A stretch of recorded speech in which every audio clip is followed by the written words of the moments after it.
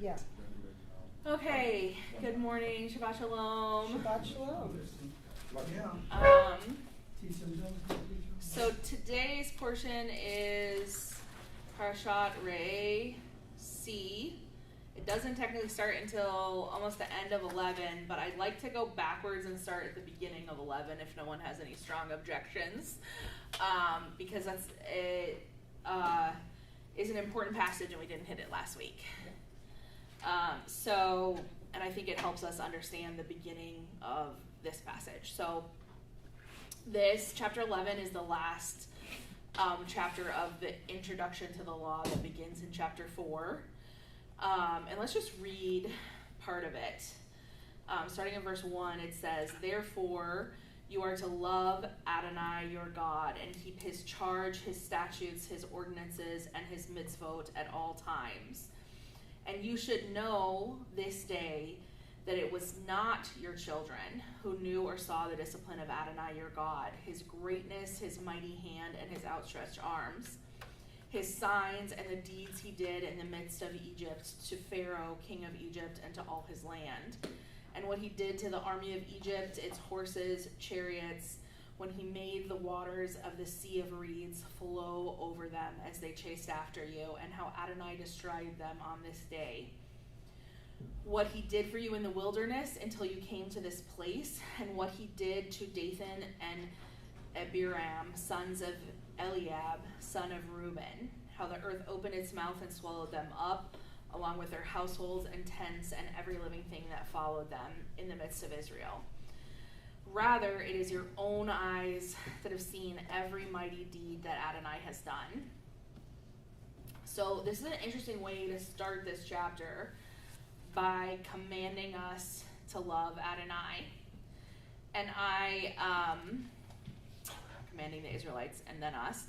I tried to Google it online. I could not find how many times the Torah commands us to love God, but it is not an insignificant amount. Right? And so why, I want to open with this question. Why does God command us to love him?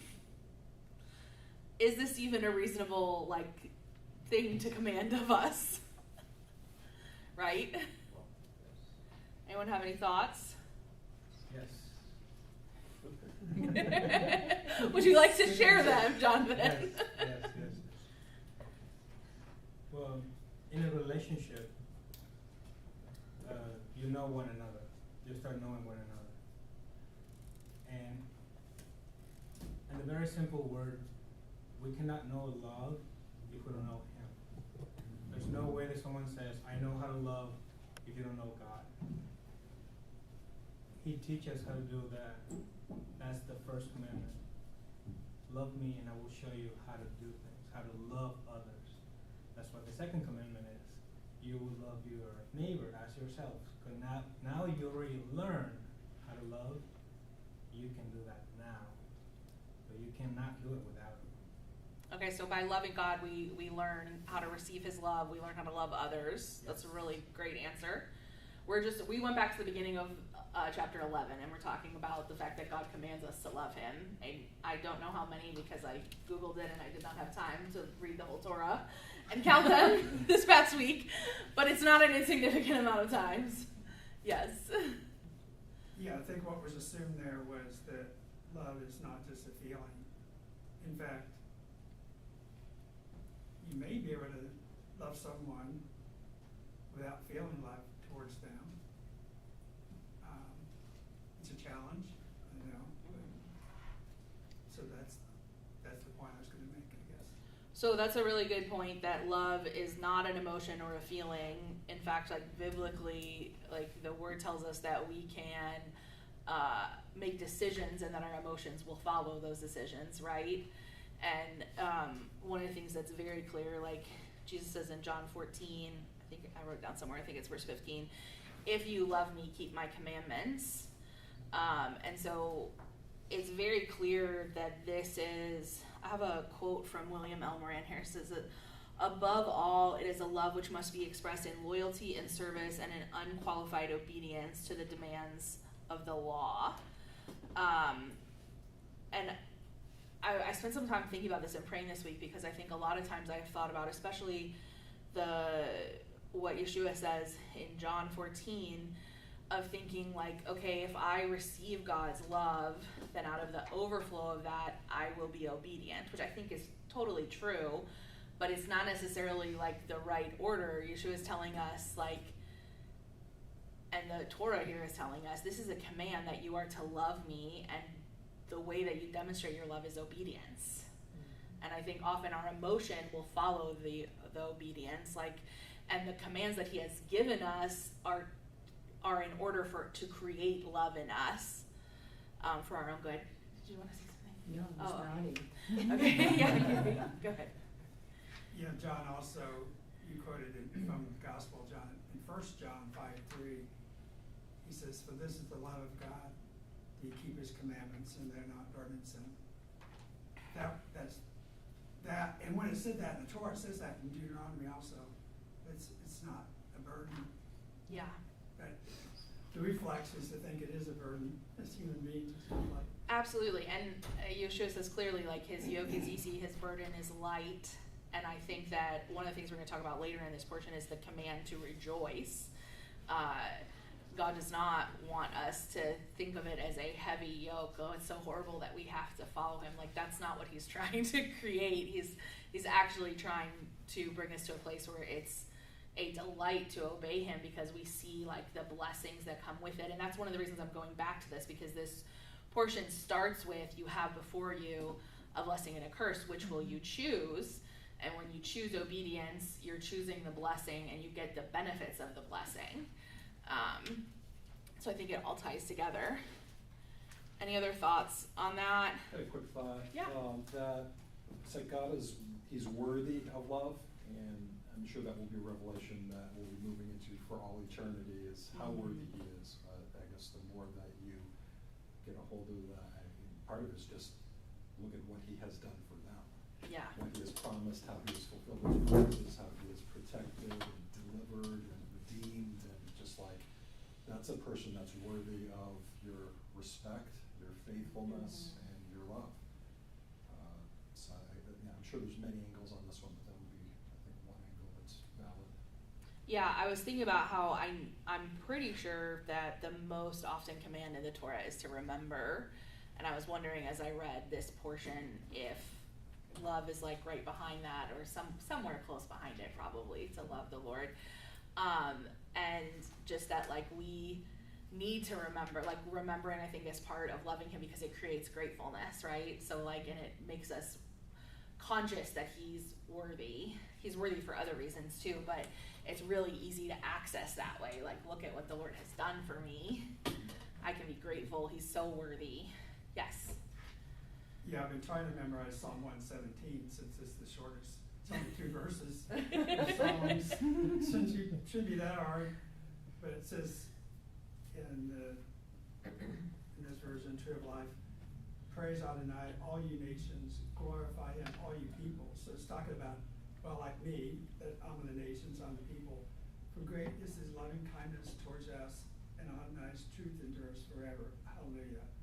And I would make the case that when it says, for great is his loving kindness towards us, that pronoun is Israel.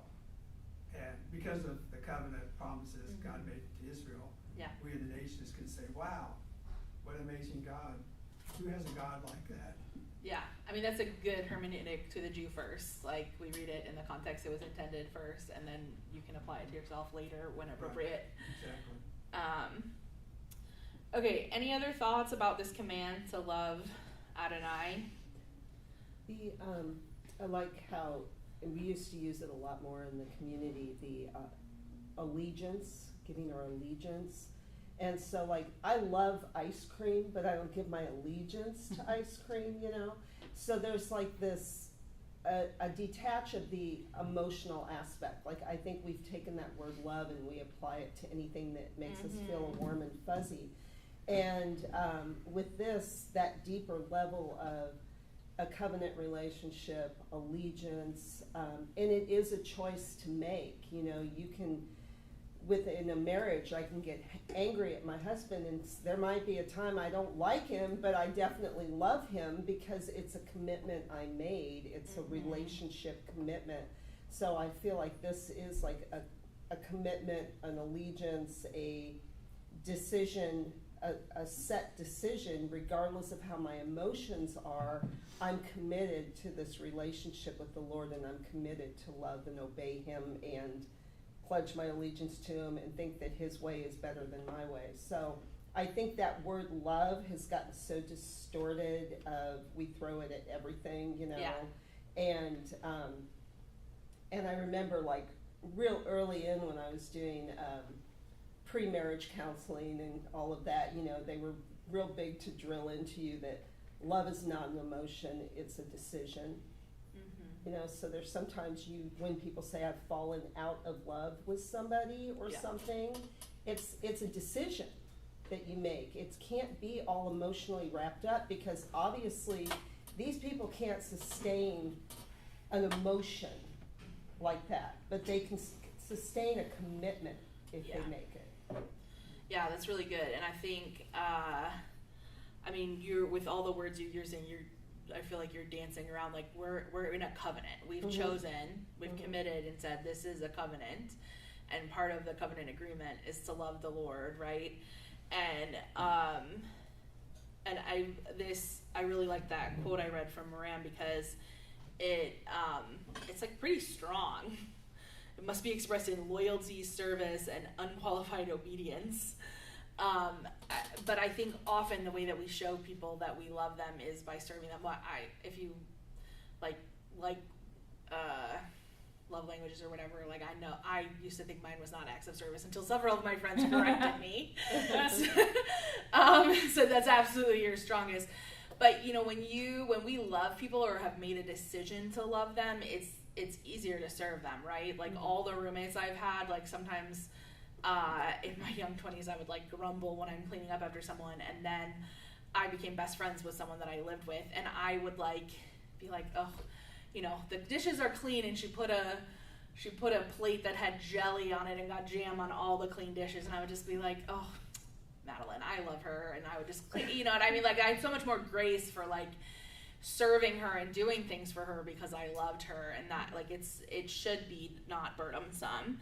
The other thing you were talking about is words. And I think that's such a subtle tactic of the enemy, that like just the dumbing down of our language in a way that we, you know, like I found myself saying the other day, oh, I adore her, and I was like, ugh, I don't really like that word for that, because that's not, I know that's how we use it, but and so, like, yeah, we should be careful with our words. Like, I love ice cream. I love to make ice cream, right? But it's not on the same level of what we're talking about here. So, okay, so right away in the second verse of 11 that we read, it says, I think this is so interesting. It says, and you should know that this day was not your children. And then when you skip down to 7, it says, rather it is your own eyes that have seen every mighty deed that Adonai has done. Does anybody have any thoughts about, like, why does God point out, like, this was not your children, but you saw it with your own eyes?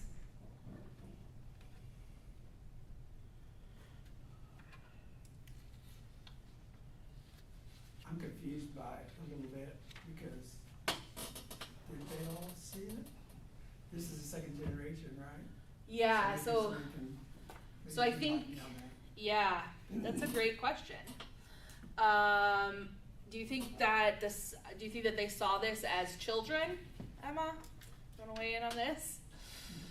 I mean, I think that regardless, I mean, I know it's talking about Egypt and things like that, so I think some of them could have seen some of it. But they've all, at the very least, they've seen the continuing miracles of What he did in the desert. yeah, so the manna and the water and the Yeah.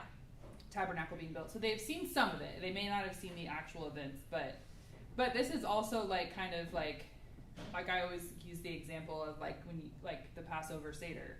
It uses this we language when he brought us out of Egypt. Like it identifies like they still identify with that, and obviously no one alive today was there.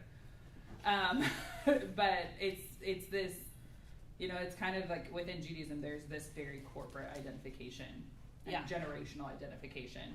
But I still think, but at the same time, there's also this principle of like each generation has to almost renew their covenant. Mm-hmm. But I think they've seen enough to see his faithfulness and some of these mighty deeds. And and their clothes haven't been wearing out and their shoes haven't been wearing, like all these things. Yeah. They've been sustained in the wilderness. So they've at least seen that part, even if they didn't see the Pharaoh. So I think there's a couple different ways you could understand it. I definitely wrote down this is an echo of what we see with the Exodus story, that we're supposed to put ourselves in the story. I remember we were there. I think it's interesting that he says it's not you saw with your own eyes, instead of saying not your fathers, not your children. I think there's something there with this is something you need to teach to your children and keep going. Did you want to say something, Jonathan? Yeah, well, if I understand it right, it's not just one event only. It's throughout the whole walk through the desert. Absolutely, he names several milestones in there for sure. You can imagine how many things. Not just the cloud, the fire, and everything. Mm-hmm. It's just taking Jericho. All the victories and fighting giants, and obviously they see all the protection and blessings. They can see it. They definitely see it, and it's not just one event thing. Yes. Yeah. Yeah, it's also not just one generation that went out of Egypt, right? Mm-hmm. It was families that went out of Egypt, right? So we've got this. We have the idea of a generation that's punished. That's not necessarily the same generation or the only generation that was alive that witnessed things. I think he's not holding the children of that grew up for 40 years. They're at least 40 years old now if they were infants coming out of Egypt. If they're 50 years old, they were 10 years old. They were old enough to know, to see and remember these things. Yeah. But they were also not culpable for the rebellion that their parents would have been. Because they weren't making that decision. That's a good point. I wonder if it's like the Shema. It's kind of don't assume your children have seen these things, because they haven't unless they're taught. And you've been taught, so you've seen them in that way. Yeah. So it's kind of maybe it's more we see this as it's just this is what happened, but maybe it's more like a command, like what we're talking about in terms of how you love. Yeah. So it's kind of like the Shema, teaching your children continually as you walk by the way, as you lie down. Yeah, for sure. And we're going to talk about that because there's a repetition of the Shema in this portion if we get to that. Okay, let's move on to verse 10. For the land you are going in to possess is not like the land of Egypt from which you came. And then skipping down to 12, it says, it is a land that Adonai your God cares for. The eyes of Adonai are always on it from the beginning of the year to the end. One of the things, well, I'll let you guys say, I have some thoughts about this, but any thoughts about how Adonai cares for the land? Either then or now or anywhere in between.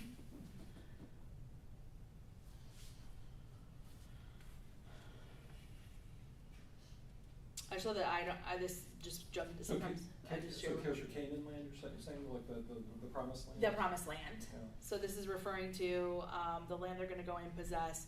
It is a land that Adonai your God cares for, and it says the eyes of Adonai your God are always on it, which is pretty strong biblical language, right?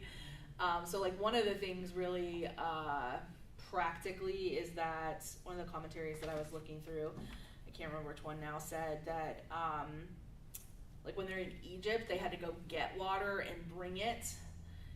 in the promised land, there's going to be, like, it's going to rain on the land, like and they're going to be more dependent on God's going to provide in that way, in a very different way in the promised land. I feel like this is a really big promise to his people, though. Like, his eye is always on the land, and it's a land that he cares for.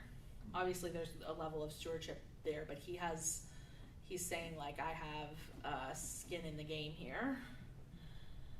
I think we look at like what the land produces. It's pretty remarkable. I'm just seeing some photos of just grapes, like clusters of grapes. You know, these days they're like 4 feet tall, and wow, just like. And sometimes it rains twice a year there, 3 times a year there. So how's that even possible? I mean, so it seems to be a lot of favor there. Now I understand when the Jewish people sinned against the Lord. They were exiled. The land was in a sorry condition when they began to repopulate it in the early 20th century, and it was a mess.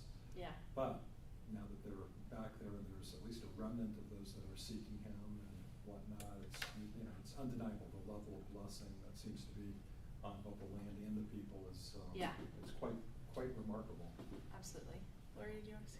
Well, yeah, with the land flowing with milk and honey, that's of course going to tell you in order for there to be honey, there's got to be the bees, or got to have the flowers, got to have that, and with the milk, I mean, the produce or the cattle aren't going to do well without proper stuff to eat. But I was also thinking that Rabbi Jerry's last course that he taught, he was talking about the fact that the land's prosperity, it's the Lord's land, but it does so much better when his people are in it.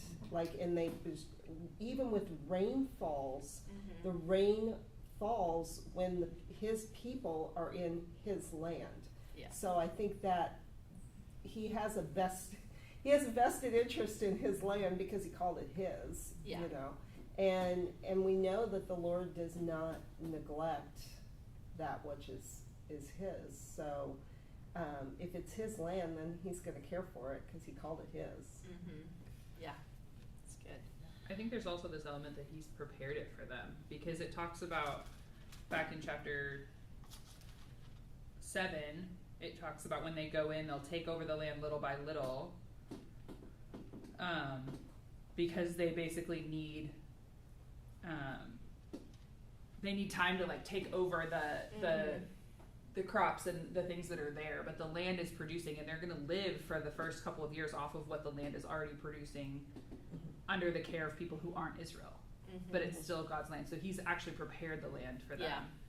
And then which I think is why we see it fall into such like when Israel went back into, I've read stories and seen different things about parts of the land that, where it had become swamps, and, people are getting malaria because of the mosquitoes that are there, and people basically giving their lives to revitalize the land. But it's like it fell into like this terrible state because God's people had been exiled.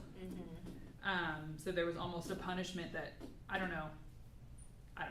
But all that to say is, like, bringing the people back into the land has blessed the land as well, because it's God's land. Like that's, I think somewhere in the midst of all this, and the blessings or curses or something, it uses the language that it's his land. He's giving it to them as an inheritance, but it is still his land. So he has quite a bit of care and interest in what happens there. I'm trying to remember where there's somewhere in this portion it actually says when you are disobedient and leave the land, like, bad things will happen. So for sure. Okay, verse 18, therefore you are to set these words of mine in your heart and soul. You are to bind them as a sign on your hand and as frontlet between your eyes. You are to teach them to your children, speaking of them when you sit in your house, when you walk by the way, when you lie down, and when you rise up. You are to write them on the doorposts of your houses and on your gates. So obviously this is familiar. It's a very quick repetition of the Shema, which is only a few chapters beforehand. And I feel like a lot of times I'm like really a lot of times I'm reading the Torah and asking, like, how are we supposed to apply this to our lives? And sometimes it's a little difficult to pull out, but I feel like here we have something that's like very clear and direct. We can easily follow in our lives today. And I just want to just open this up for a little discussion. Like, what are the examples of how you are like practicing this in your life today, or how you can? Because this is a really easy, like, something that we can pull in. And specifically, when you say practicing it today, like it mentions fixing it on the forehead and patching it to the door. But what specifically are you? I'm just talking about asking passage? anything. I mean, I'm thinking more more set these words of mine in your heart and soul. Mhm. And I'm thinking more metaphorically than to fill in of like bind them as a sign on your hand or frontness between your eyes. I'm not asking physically if you're doing that. Teach them to your children. Speak of them when you sit in your house, when you walk by the way, when you lie down, when you rise up. Like, I think that those are very easy things that like we can be doing in our lives. So I'm not asking about like putting tefillin on or anything like that. Is that what you mean? I was just asking. Yeah. I wasn't sure what you meant. So Yeah, no, no. that's helpful. Go ahead, Rick. I'm just gonna say that actually the Shema prayer that's prayed twice a day includes this passage, 11:13. It does, because there's like an 21. addition here, I think, to What's the that? original. It does, because I think there's an addition here to the original, like the original in 6. Yeah, and then Numbers, I think there's a passage in Numbers also. For some reason, this is the shine. Yeah. And Numbers 15:37 through 41. So there's 3 sections. But, yeah, I mean, it'd been nice if I'd known this when I was younger about the diligence of speaking about God's love and Torah to my children every day, you know, as I go to sleep, as I wake up, and, you know, I just kind of thought putting them in places of that, like Christian school and church and stuff would do it, you know.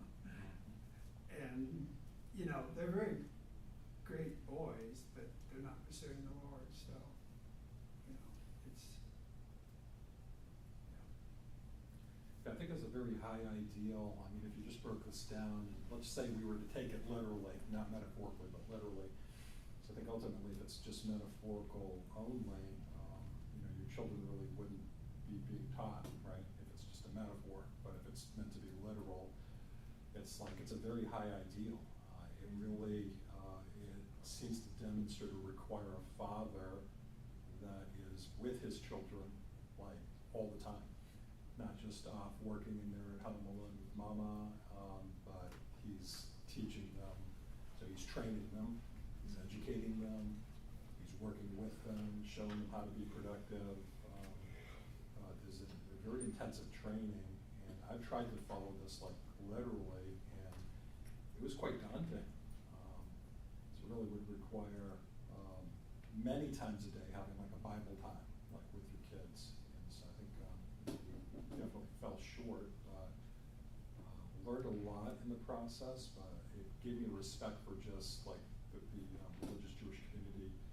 You know, I see them at times, different cities, and they're, whether it's a restaurant and they've got their prayer book out and they're, you know, giving thanks and taking about 20 minutes to give thanks at the end of that meal, and just like, wow, that is just so commendable. I want to be more like that, more devoted to the Lord, you know, like that. So, just to be honest. Yeah. Do you want to say something? Yeah, in terms of, I think, the practical, you know, we can choose what we put on the walls of our home. It can be art or a scripture or whatever that edifies the Lord, reminds us of the Lord. Jewelry, certain jewelry we might choose to wear that when we look at it, we're reminded of what He's done. Give you something that I observed yesterday at work. One of the staff members, she had a cross but then the cross was hanging over her Ozzy Osbourne t-shirt. So it was, well, which kingdom are you in? Basically, of course I didn't say that. And then just one other example of, I don't think it's a formal Bible study that we have to do with our children all the time, but it's just literally talking about the Lord as we go on our way. Last night, my grandson, there was an incident last night, and someone got a fish hook in their finger, and at the house we're staying at. And when my grandson told me the story, he said, but God was there, and he told me how this man had come along just in time, who had the right tool to cut the line.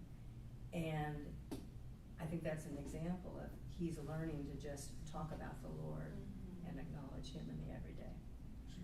Yeah, that's really good. I don't think it means we have to do formal Bible study. I think just like as things come up, saying like, oh, did you see how the Lord provided that? Or did, just, I often think like, just as we go through life and things remind us of other things, like, is it reminding us of, and are we talking about like the Lord and the Word, or is it reminding us like of a movie we watched? Or not that it's like bad that you ever watch a movie, but you know what I mean? Like, what's the things that's on our lips and our hearts and our minds all the time? I think that's what the Lord's like really reminding of us of, is for it to be Him primarily, or as the first thing that we're thinking of, we're meditating on, we have in our hearts, that we're talking to our kids about. Somebody want to say something over here? I saw. I'll say something. Yes. Always.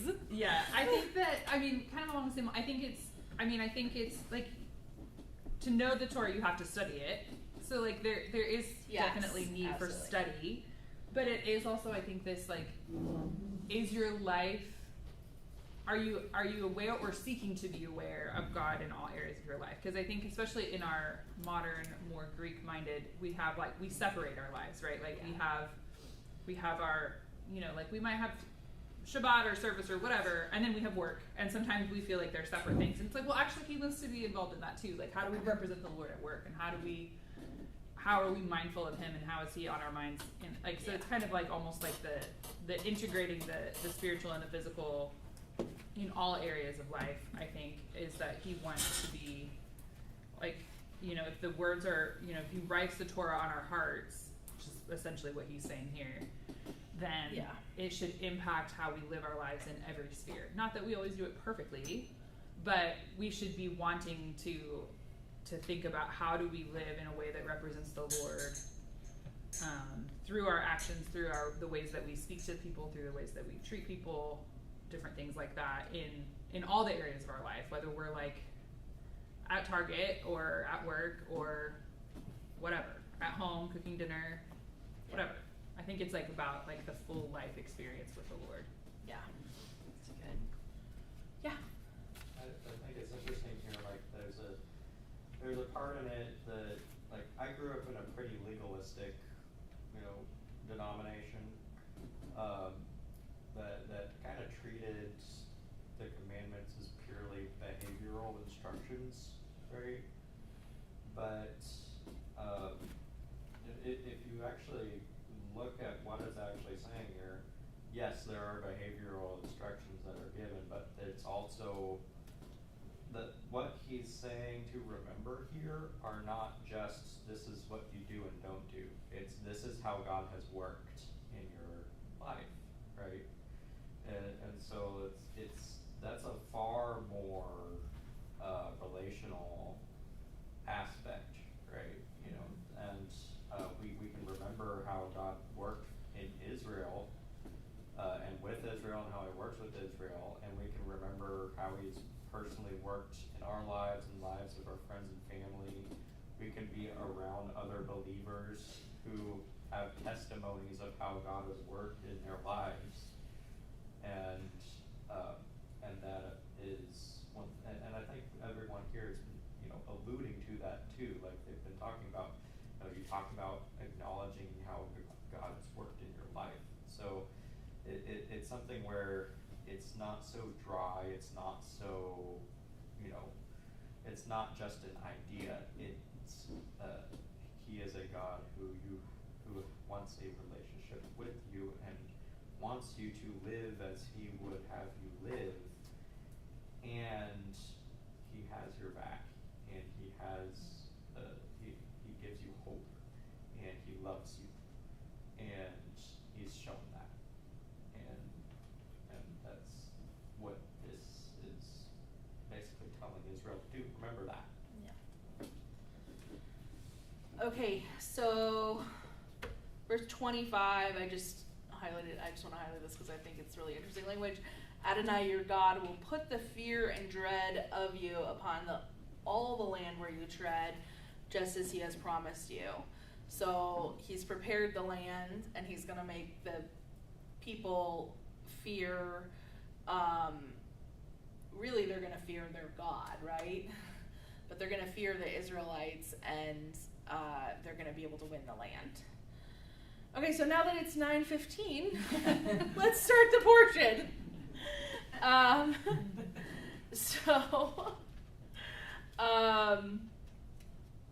Okay. If there's anything that anyone really wants to get to in this portion, speak up, because we have about a half an hour left, and I'm just going to start at the beginning. Verse 29.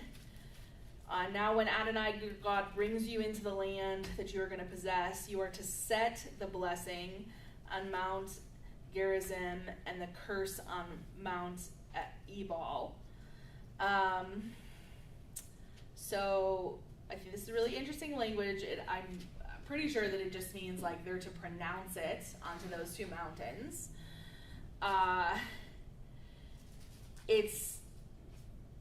It's so interesting that how intentional God is here in his promise and preparation. Like, one of the reasons I wanted to go back to 11 is because, like, he's not assuming that they are going to remember. He's reminding them again and again and again. He isn't in a hurry. They've just spent 40 years in the desert in preparation. He isn't being, like, really struck me that he isn't a task-oriented. Like, he has things he wants to get done and accomplish in the people, but that's not his main purpose. He's relational God. He's so methodical in setting them up to be successful as they enter the promised land. The prayer commentary points out that, like, like, as we go into chapter 12, this is the fulfillment of let my people go so that they can worship me. So he didn't just want them to be let go. He needed to prepare them so that they would worship him in the land, right? So we get to chapter 12, and in verse 2, you must utterly destroy all the places. There's the command to tear down their altars, their pillars, their Asherah poles, the carved images of their God, and to obliterate their name from that place. I like this translation. And I think that's really significant. Like, the Lord says he's going to set his name on a place, and he's not just going to put it, like, above the other names. Like, they have to obliterate it. They have to wipe it out and clean it completely so that it can be holy and set apart for the Lord. And he says, you are not to act like this, I'm in verse 4 now, towards Adonai your God, meaning you mixing with the people and asking, oh, let's see about their gods. Rather, you are to seek only the place Adonai God chooses from all your tribes to put his name to dwell. There you will come. So the Lord is not even just saying, like, okay, you need to love me and you need to worship me. He's saying there's actually a correct way to do that. And I've been teaching you that, and you're going to do it the correct way. It's not just about loving me and worshiping me. It's that you do it in the way that I have commanded you. So that's where you're going to bring your tithes and your offerings and your herd and your flock. Verse 7, there you and your households will eat before Adonai your God and rejoice in every undertaking of your hand, as Adonai your God has blessed you. And then, like, that was verse 7. It seems like 11 to 14 seems to be a repeat of that. And then we get to verse 15 and it says, you will rejoice before Adonai your God in every untaking of your hand. There's 3 times in quick succession here and more in the portion this is basically a command / I like linguistics, so I think this is actually, like, we don't talk about this in English, but it's like a command / I couldn't think of the word for this, but almost like a future, like this will happen. It seems to be both at the same time. And so I just want to talk about real quick, like, why the command to rejoice and be happy / why is God focusing on that? You can't be all stick and no carrot. So if it is, you're going to have a very sour, dour people. Forget the carrot. Yeah. Okay. It's like, he's given them the land. The land is producing things that bring joy. And Yeah. Whether it is date honey, or it is the wheat that they make the bread from, Yeah. or the wine that gladdens the heart. It's like all of that, and all of that is also offered as sacrifices as thanksgiving to him. And so, yeah, he seems to really be vested in his people enjoying their lives, enjoying one another, enjoying him. That seems to be a very important part of Judaism. Yeah. Amen. Amen. Anybody else? Yeah, I say amen to that, because, I know Paul said, did he say rejoice in the Lord always? Again, I say rejoice. Or he said something like that. Mm-hmm. So I knew that, but I don't know, I guess just the testimony that this is so much. Because I'd go shopping and my boys would be with me, and, if I wasn't getting good service, obviously as a Christian I wouldn't cuss them out, but I would I'd be irritable with them, give me good service and so forth. And now it's kind of like, no, for one, they don't get paid that much to put up with grief. So, but I'm to be a blessing when I go out of my home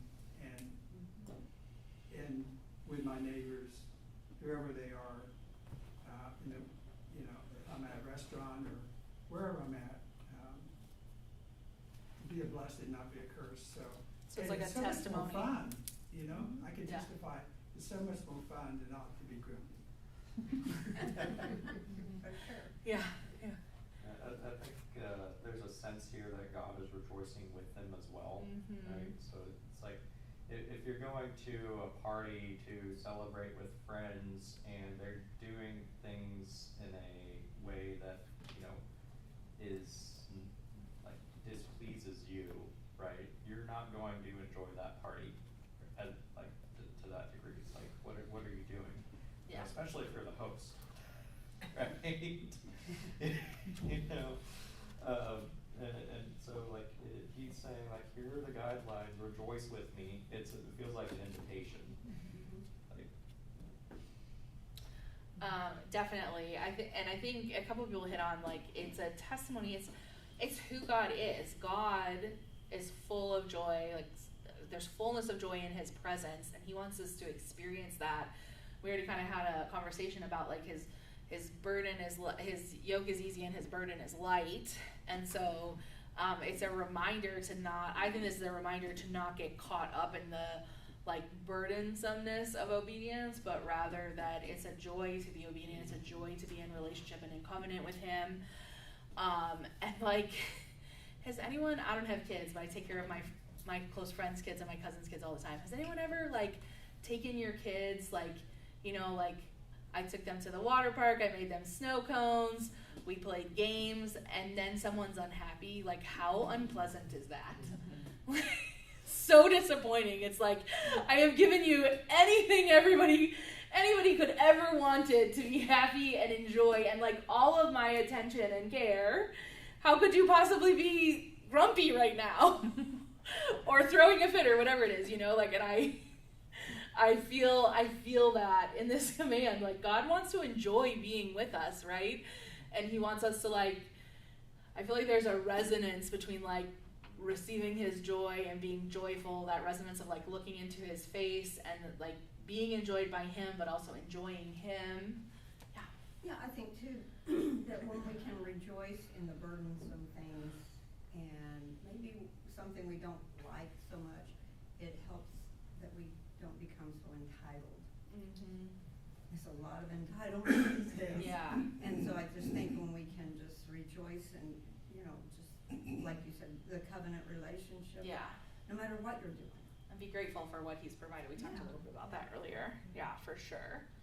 And the verse says to rejoice before me. So, I mean, contextually, it's the high holy days. It's the end of the harvest. They bring the best of the harvest. So, it's a time of vacation. It's a time of release. It's a time of tremendous joy and giving and eating great food together and things that you probably don't normally get to experience. And so, probably would be hard if you're obeying the rest of those commandments. Probably would be hard not to be joyful. Would be very difficult. Yes. Well, and you pointed out both times you spoke about like the eating together. And I underline that in this passage, eat before Adonai your God. Like this is, like God's so visceral. Like you're going to drink the wine, you're going to eat the meat that's been sacrificed. Like it's supposed to be a party. You're supposed to enjoy it. It's supposed to be an enjoyable experience, right? Okay, verse 19 says, be careful that you do not neglect the Levite as long as they live on the earth. There's going to be several references in this portion to the Levite and taking care of them as part of the community. And then verse 23 talks about, once again, not eating the blood. Once again, like this is a continual reminder that God is different, life and death. We're not celebrating death here. God is about life, so we do not partake of the blood. And then we get to Deuteronomy 13. Gonna sum this up in like 2 or 3 sentences. Ready? Beware of false prophets is the title of this. So if someone tries to lead you away from God's commands, they are a false prophet. We're supposed to remove them from our company. Don't pity them or spare them, even if it's a sibling or a close friend. Did you have something you wanted to say? Okay. And I think this is still very applicable to us today. Like, I think there are a lot of times where people might be afraid to call someone out or be afraid of appearing unkind, so we don't remove someone from our company, or we tolerate things to be said and done around us that could influence us. Anybody have anything else to say about that chapter? Yes. I think this is a huge chapter when it comes to testifying about who Yeshua is. Because I think this is, when we present him as one that canceled the Torah, then we're just setting it up for this to be, you're witnessing to, particularly a Jewish person that is observant in a fashion, that this is a false prophet. Yeah. If we proclaim Yeshua as one that, because of his great love for you, he said, quit practicing Judaism. It's totally contrary to, it's like, okay, God is testing me to see if I'll follow a false prophet, you know. Yeah. So I think it's huge to really come to grips with this and what it's saying and how it's been presented to the Jewish community throughout history.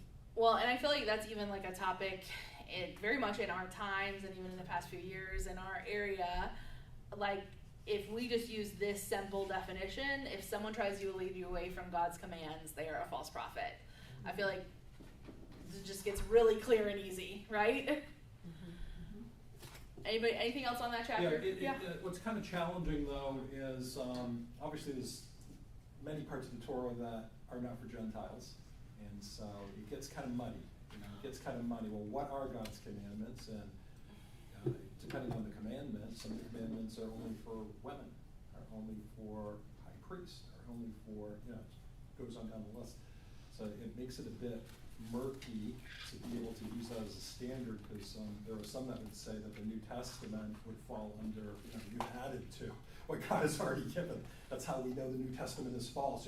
That's a classic, that's a Jewish, approach to New Covenant scriptures. So anyway, I've got more questions than answers. Yes. On this one, I'm not satisfied with with my boiling the whole scriptures down to one sentence. Right. Well, no, it's not about you. No, I know. I'm just. Some of these things are not as clear, simple as you'd like them to be. And yes. You have to wrestle even for years. And anyway, there's more there, I'm sure. I mean, and I'm kind of joking, and this is an important chapter, and I'm kind of Right. joking and being like, I'm going to summarize it in one Oh, sentence.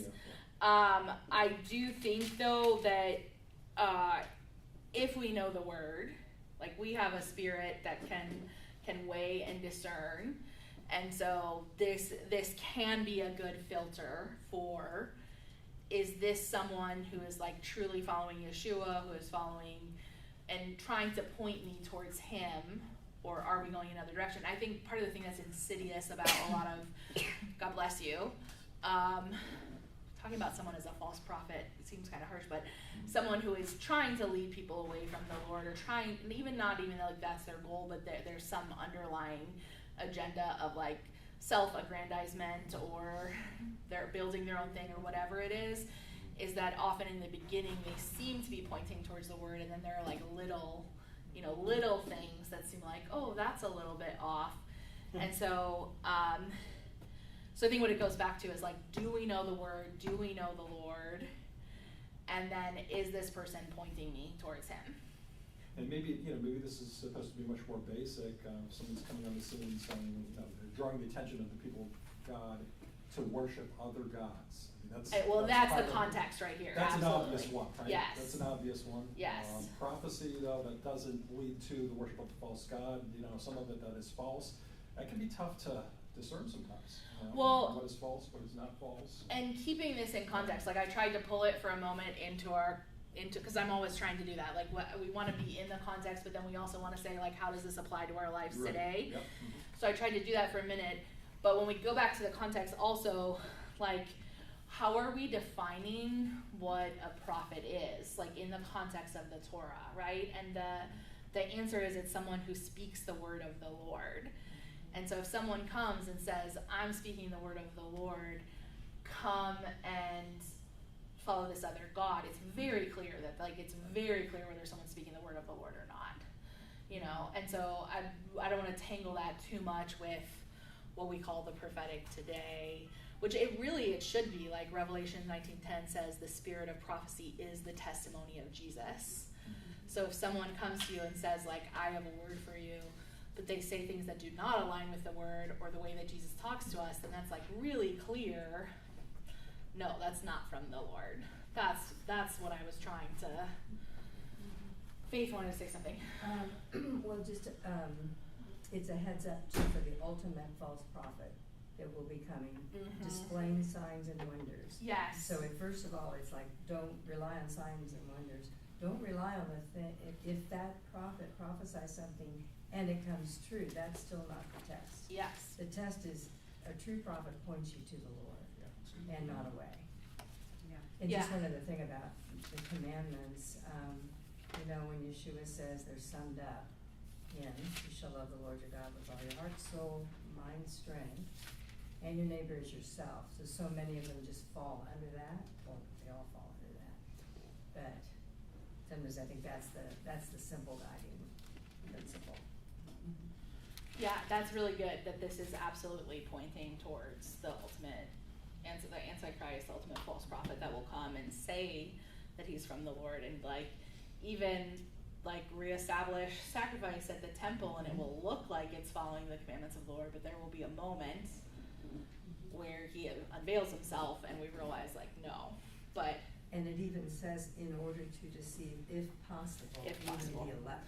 yeah, I was looking for that. That's what I was looking for earlier when David was talking. I was looking for that in Matthew, where Yeshua talks about like the false prophets that will come and say, and how that like we're supposed to have discernment and know the signs of the time and know that that's not.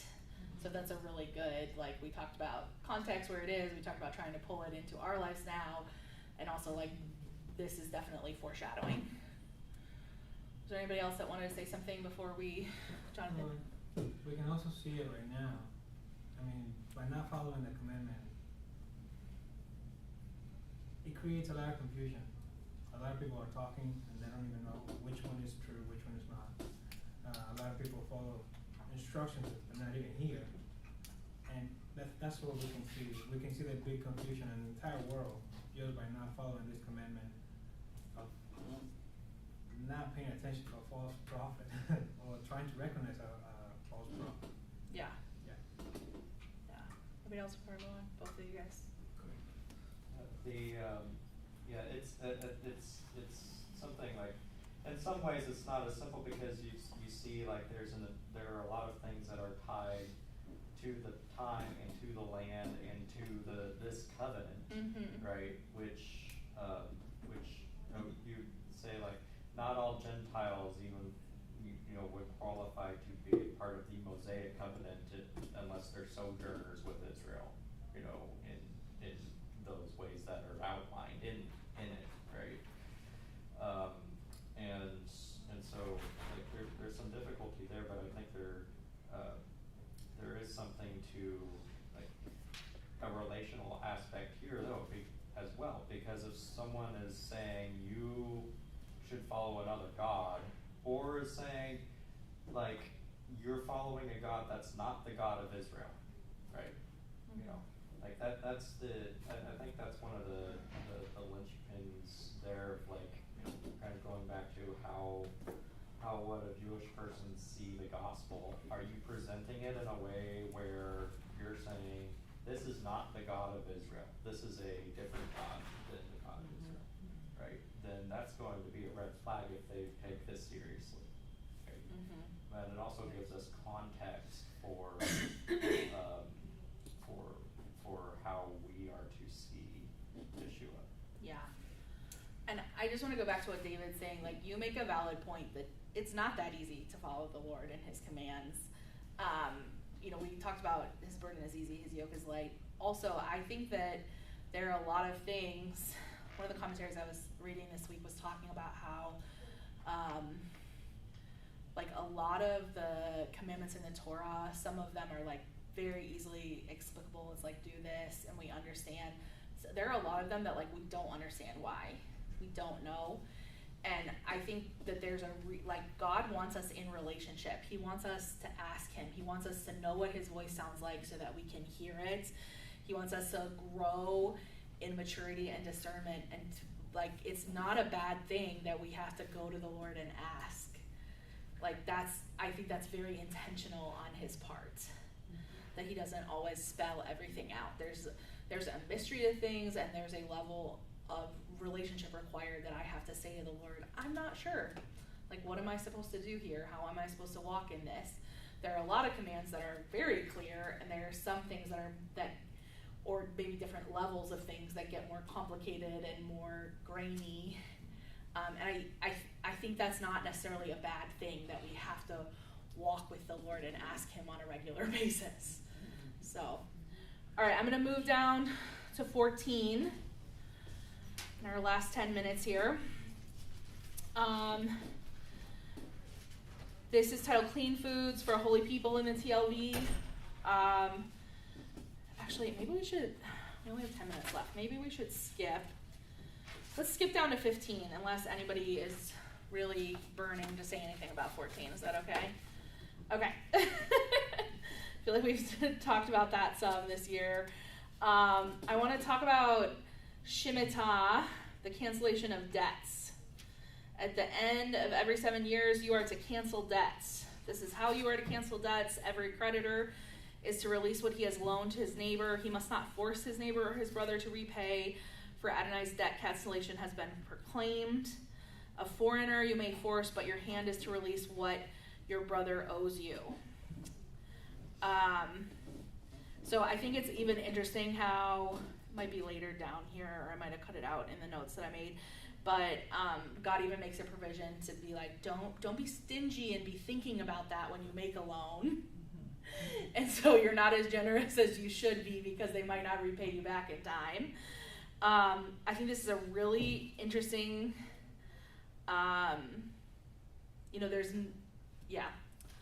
Let me open it up to thoughts from you guys, and then I will say some things. Any thoughts about this, about the cancellation of debts every 7 years? And then obviously in a later portion it's going to talk about Jubilee, or it probably has in an earlier portion already too. To me, it seems very relational, also between brothers and responsibility for both sides. Yeah. Responsible to not take advantage of, like you said, and because I was reading it too and going, well, what keeps them from just kind kinda like people do today, well, I'm just not gonna pay it. Yeah. You know, or, you know. Well, and also, it is later in this portion, or later in this section right here, but, you know, a lot of times, like, people, we'll talk about, like, you're not supposed to loan people biblically, but, like, the word actually says, like, if your brother's in need, give to him, loan to him. And loan without interest. Loan without interest, without usury for sure. But there is, I would prefer to give to someone, but sometimes I can't, and then the question is, should I make a loan to this person? You know, should I do that? So we're meant to be generous with one another if we have it within our means.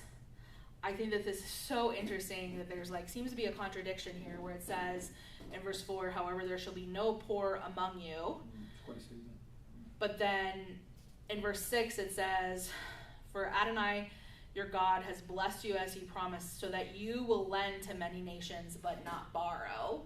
I don't think that's necessarily contradictory. I think it's talking about like they're supposed to have resources enough within their own nation so that they don't have to borrow from outside. But they can lend to other nations, and they don't even have the same rules about having to be generous and forgive it after 7 years. I think you would obviously have the option. But down in verse 11, there does kind of seem to be a little bit of a contradiction. It says, for there will never cease to be poor people in the land. And the way that I'm in my brain, you can give me ideas too, have kind of like put these two together, is to say, like, okay, there shouldn't be poor among us, but there will always be poor people around. There will always be foreigners, slaves. I don't think there shouldn't be poor people, but that doesn't mean that people will make poor decisions and become poor through their own, you know, fault. Do you have any thoughts about that? Verse 5 is in the context too, right? You know, Yeah, I think I skipped it when I was reading it there, sorry. If you carefully obey and by keeping all these commandments, that's a qualifier. Yes. That's a qualifier. Yes, exactly. That's a qualifier. So if I'm not careful to obey and keep the commandments, I could easily become poor. And I mean, this is something he says, like, this is serious. Like, there will be sin upon you if you do not cancel debts, or if you choose not to be generous. I find it interesting that people like to quote Yeshua saying, like, the poor you always have among you, but they forget the full context, I think, of the word, that we are supposed to be generous, we are supposed to lend, and that's like a very particular thing he says that about when he's talking about being, you know, someone giving him an extravagant gift, that it was okay. Any other thoughts about, before I move down to the bottom of this section, about the cancellation of debts? Like, any ideas about how we can be practicing, like, how do we pull this section into our lives today? How do we practice being generous and or canceling debts with people? Well, I think that part of the heart behind this is about heart posture. Because I think a lot of this I read, it's like, you're not meant to, like, if you, like you're saying, like, there's somebody maybe made a poor decision, maybe somebody else made a poor decision and robbed them, you know, like, whatever the situation is, that somebody is in need, that the person with the means to help them doesn't all of a sudden put themselves above that other person. Yeah. I think it's also meant to be this, like, relational, and it's talking about brothers. It's meant to keep some good relationship here, which is why you're not supposed to, like, take advantage of, if you loan, it's without interest, because sometimes you do need that money back, like, you know, like, but also when you can, if you do have the ability to just give it as a gift, you should do that too. So I think there's also this relational aspect to it of, like, not having somebody who has more right now lording it over somebody who has less in an unfair and taking advantage of it. Yeah. And potentially harming a relationship going forward, because you never know, in a few years, maybe something happens to you and you need, you know, like, and roles change. It's like you need to keep that relational, like, I think it's like meant to, like, like it's like there should be no poor among you, because if everybody is operating under this, then everybody should have should ultimately come out to a certain standard, and there shouldn't be people that are over other, like some of these things. Yeah. And but again, like with foreigners, there's that's a different thing, but they're also meant to be treated fairly. They're not meant to be treated in the way that slaves or indentured servants or whatever would be treated in other nations either. They also have rights, so to speak. Well, and as we get to later in this passage, like down in 12, it talks about setting them free after 6 years of service as well, which that would be a big deal and something I don't think any other nation would do. Yeah. And I think it points out, like that to me points out that this is relational, and that we can even pull this out of like the financial, like how, like into the like what am I like counting the cost of and holding against people that I should let go? Yeah. Right. I was gonna say something else about that, but I lost my train of thought. It's okay. Yeah, that's really so good. I think because it's like Yeah. coming against the culture of like exploiting the poor and needy. Yes. Like exploiting those who already are in Yeah. circumstances of need or whatever. And instead like showing like the Lord again, like it brings up like remember that you were slaves in Egypt, and remember that, and I think it's also God being like, remember that actually everything you have came from me. Yes. So you are stewarding we're like if you think about it in a way that like we're stewarding what is actually the Lord's is different than like, well, this is mine. I want to hold on to this because it's mine. Yeah. It's like if you look at it as like the Lord has provided and you are stewarding what he has provided, then it's a different mindset also. Yeah, for sure. And as a light unto the other nations, as an example, it's like other nations would exploit the poor. They would take advantage even amongst their own people, and it's like, but you're a set apart people, and this is how I want you to do community, and this is how you treat the poor, and you don't set a person in a position where, okay, they're poor, they're in debt, so for the rest of their life they suffer. That's not how you're supposed to be. So I like Stan and I were talking about this portion right here, because I was like, this is an ideal way to live. This is an ideal community, that you make sure everybody's got what they need. There isn't poor. I mean, people mess that up, but in God's eyes, this is what he would like you to look like, so you can show other nations that we have a God that really makes sure that their people care for each other. And this is all about caring for each other. Absolutely. I feel like there's an echo or a foreshadow here of Yeshua saying, like, this is how they'll know you, by your love. Yes.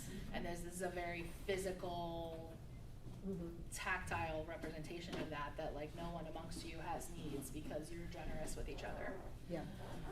We are over time. We got a lot of the portion. Yay! And some of last week's, but not